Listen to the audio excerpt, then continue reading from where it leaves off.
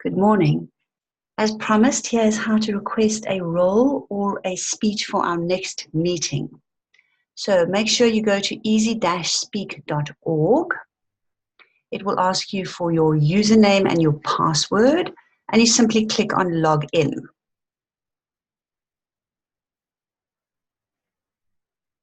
The landing page comes up, and what we want to look at is my participation. And the first drop-down list is sign up for meetings.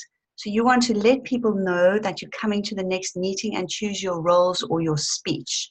You click on that. So you can see the next meeting is on the 27th of March, 2019. No speakers have been allocated yet. Here are the roles for the meeting. You can simply click yes if you want to be the timer or the Toastmaster or an evaluator. Click on yes. Simple as that. If you would like to request a speech, go to the left panel and under my participation, you can see it says request a speech. If you click on that, a pop-up window opens and it has three parts to it: the speech title, the workbook, and the preferred date. You need to fill in all three parts. What is my title? And I'm going to come back to that, TBA. Any notes for the Toastmaster?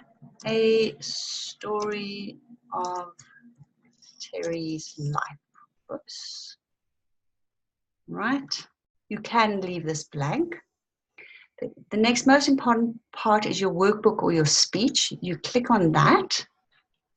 You can see I'm doing presentation mastery and I started it in August. These are the speeches I've done. I'm now on level 3 and it's elective. And I'm going to click on inspire my audience. And then third thing I need to go is to my preferred dates. On the 27th of March, the meeting theme is lifelong learning, and this is my first preference. I then save that. Your Toastmaster will let you know if your speech has been accepted, and then I simply log out once I'm done. Easy as that.